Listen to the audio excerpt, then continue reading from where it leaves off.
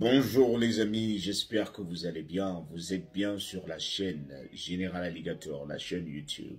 Ici on parle de mindset, de mentalité. Ici on parle de différents visas américains. Donc si ces deux topics, si ces deux thèmes vous interpellent, il suffit que vous vous abonniez, que vous cliquiez sur la cloche de notification et que vous commentiez, que vous partagiez votre expérience également, vos différentes préoccupations. Je me ferai le plaisir, avec le peu de temps que j'ai, il faudrait que je vous l'avoue, avec le peu de temps que j'ai, je me ferai le plaisir de répondre à plusieurs préoccupations. Je ne pourrai pas répondre à toutes, mais au moins je ferai un effort de circuler sur plusieurs de mes plateformes pour répondre à certaines inquiétudes. Et je rappelle ici qu'il y a aussi des messages qui me sont envoyés, mais que je ne vois pas. Pas parce que je ne veux pas, mais je ne peux pas être abonné à tout le monde. Parfois, je ne suis pas abonné à quelqu'un et la personne m'a écrit, par exemple, sur TikTok. Et ce n'est que peut-être une semaine après que je viens me rendre compte qu'il y a des messages dans la boîte. Je peux appeler ça dans les oubliettes. Mais je prends toujours un peu de temps pour aller circuler là-bas. Mais je ne pourrai pas circuler là-bas tout le temps. Tout simplement parce que j'ai très peu de temps. J'ai mon boulot, j'ai mes affaires, je suis en train de m'organiser aussi autrement. Et parfois, vous m'envoyez un message pendant que je dors. Donc, le décalage horaire. Et lorsque je me réveille, je tombe sur d'autres messages. Parfois, j'oublie de répondre aux vôtres. Donc, il faudrait vraiment que vous me pardonniez sur ce plan. Alors, je disais que je voulais raconter l'histoire d'un jeune Africain qui était trop épris de l'Amérique. Il voulait tellement venir aux États-Unis. Il a cherché plusieurs moyens pour venir ici, mais il n'en trouvait pas. Après, il s'est dit, bon, je vais aller demander le visa pour touriste et voir si je peux rester. C'est-à-dire, une fois j'arrive aux États-Unis, je pourrais chercher comment m'adapter à toutes les conditions. Alors, il est allé demander le visa pour touriste. Et comme par enchantement, le visa lui a été accordé. Le gars était tellement heureux. Enfin, je vais toucher les États-Unis. Et c'est le plaisir que tout le monde, que chacun d'entre nous a ressenti lorsqu'il a reçu son visa pour les États-Unis. Vous dites, c'est incroyable, les choses que je vois souvent à la télé. Et je me rappelle même qu'à mon époque, moi je me disais, oh, je vais un peu voir les stars que je vois trop à la télé. Ah, le rêve. Alors, le gars décide de voyager. Il avait déjà son plan en tête. C'est-à-dire, lorsqu'il arrive ici, il va passer ses 6 mois et il va rester. Alors, lorsqu'il arrive, le gars a accéléré les démarches. Une fois il arrive ici aux États-Unis, il commence à fouiller partout. Chercher une femme qu'il peut épouser. On m'a dit qu'on peut obtenir des papiers si on se marie. Je vais chercher une femme. C'est-à-dire la toute première semaine, dès qu'il est arrivé, il a dit, même avec mon petit anglais, je vais fouiller. Il me faut une femme. Dès qu'il voit une belle fille, bonjour, est-ce que tu n'es pas à la recherche d'un mari? Bonjour, tu n'es pas à la recherche d'un mari. Le gars était tellement chaud. Et comme vous le savez, il y a aussi des femmes ici qui veulent bien les maris. Et surtout que le jeune Africain était un bon baraqué qui mange bien du manioc, bien musclé.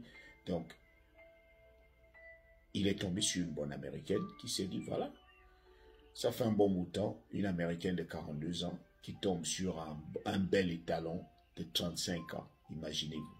Donc, pour elle, c'était tombé sur de l'or.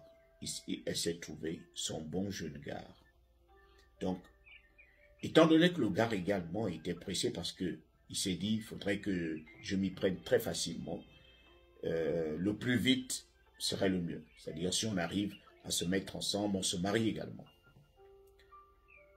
Après un mois, le gars a organisé le mariage. Les deux ont organisé le mariage. Vous savez, ce qui est avec le problème avec les Américains, c'est que Eux, ils ne connaissent pas tout le processus jusqu'au papier. Eux, ils savent seulement, beaucoup connaissent, ont des informations rien que jusqu'au mariage. Après ça, ils s'en foutent, ils savent qu'ils vont être mariés. Vous allez être mariés, vous allez vivre dans la maison. Mais ils ne savent pas que après la cérémonie du mariage, commencent les vraies choses pour vous qui n'avez pas de papier. Parce que vous allez lui dire, bon, viens, on va maintenant chercher un avocat, on va aller à tel ou tel endroit, il nous faut de l'argent. Est-ce que tu as assez d'argent pour sponsoriser notre green card, notre carte verte? Eux, ils n'ont pas toutes ces informations-là. Donc, lorsque vous vous mariez à quelqu'un, il faudrait que vous lui apportiez des informations importantes. Il faudrait que vous soyez vous-même assis sur de bonnes informations. Alors, le gars, après la cérémonie du mariage, il demande à ce que les deux commencent à remplir les papiers.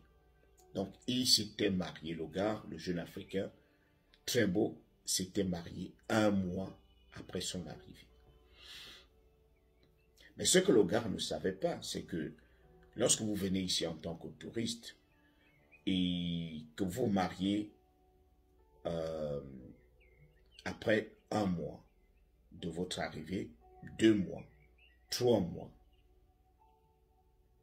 les Américains disent ici que it smells fishy. C'est louche. Ils trouvent ça louche. Que vous vous mariez juste après 3 mois ou avant 3 mois. C'est tellement louche.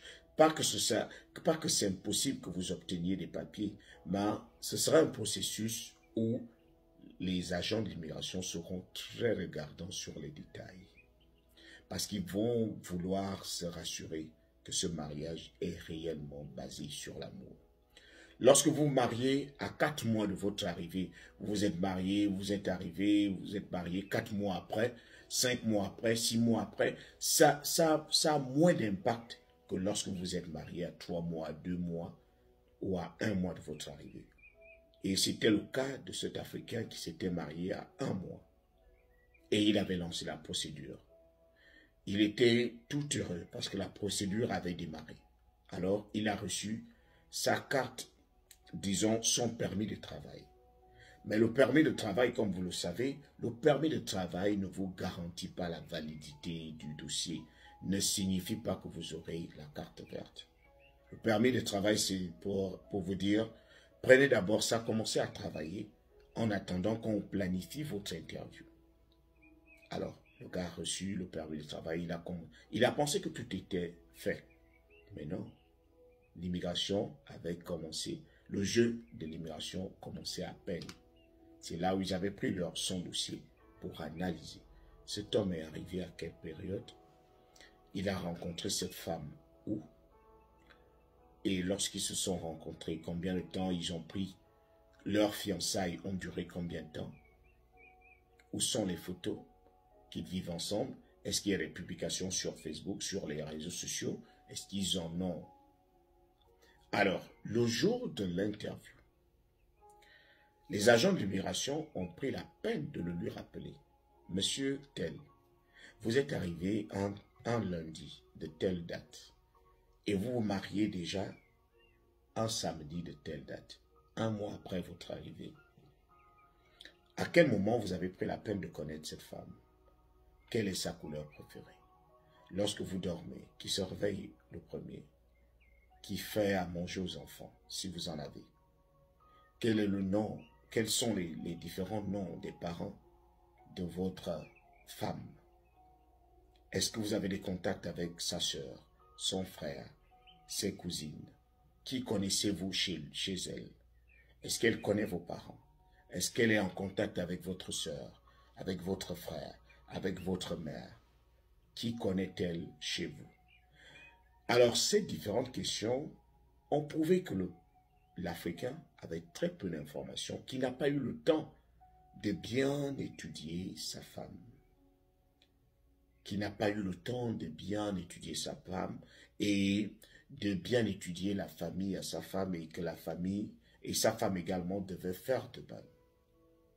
Donc c'était un peu cela. Lorsque vous arrivez aux États-Unis, c'est vrai, parfois on ne le planifie pas, parfois on ne prévoit pas rester Mais si vous arrivez de rester,